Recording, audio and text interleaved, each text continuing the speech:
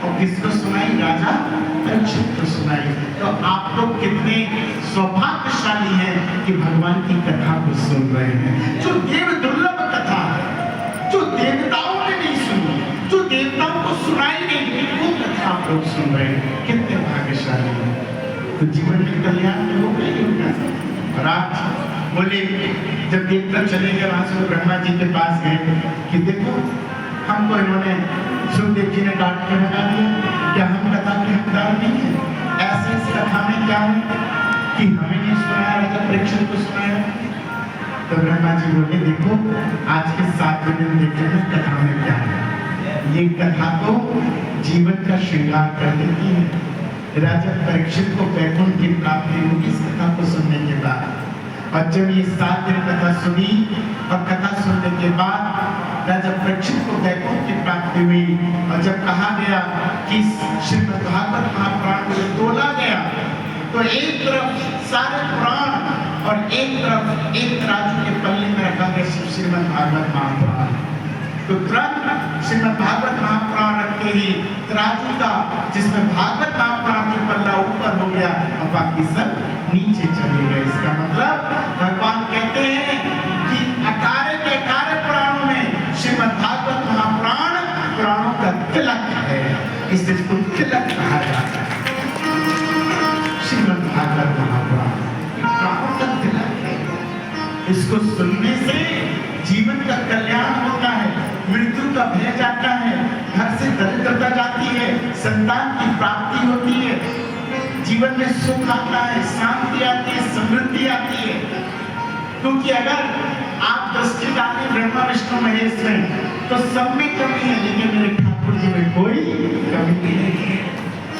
धन के लिए उनके पास लक्ष्मी बैठी है, सोचिए ठाकुर जी के पास जो ठाकुर जी की आराधना करेगा वो धन धान से परिपूर्ण रहेगा, सुख शांति से परिपूर्ण रहेगा। इसलिए भगवान की कथा से महत्वपूर्ण जीवन में कुछ नहीं होना चाहिए। एक अंगद जी थे, छोटी सी कथा सुना के कथा विश्राम करूंगा आज। एक अंगद जी थे, बहुत ध्यान से सुनना मुझे, और ये सत्य घटना है आज। अंगद जी की जो पत्नी थी वो भगवान की प्रति बहुत भक्ति करती थी। बहुत रोजाना भगवान की कथा करना, भगवान की कथा सुनना, भगवान के मंदिर में जाना, प्रसाद बना के खुद अपने हाथों से लेके जाते थे।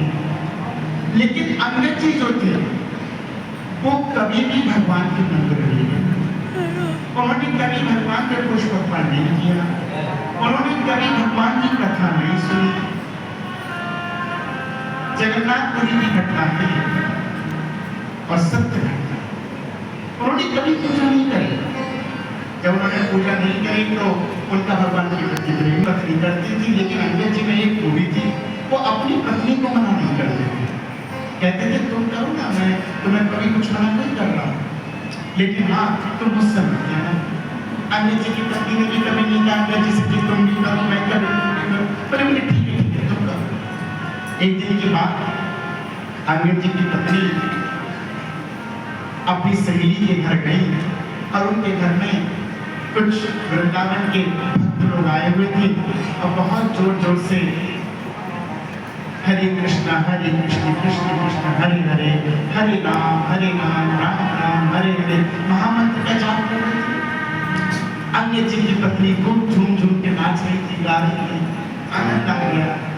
और इतना सुंदर जब उन्होंने भाव देखा भक्तों का, तो अंगद जी की पत्नी ने सोचा कि क्यों ना मैं अपने भी घर में महामंत्र का जाप कर रही हूँ। तो अंगद जी की पत्नी ने निवेदन किया, भैया आप इतना सुंदर पाठ कर रहे हैं, महामंत्र का जाप कर रहे हैं, क्या आप मेरे घर में कर देंगे? बोले हाँ देवी जी क्यों नहीं कर देंगे। अब तुरंत अंगद जी की पत्नी उनको निमंत्रण दिलाई, बोली अगले दिन पूर्णमासी है, पूर्णमासी का आप हमारे घर आ जाए।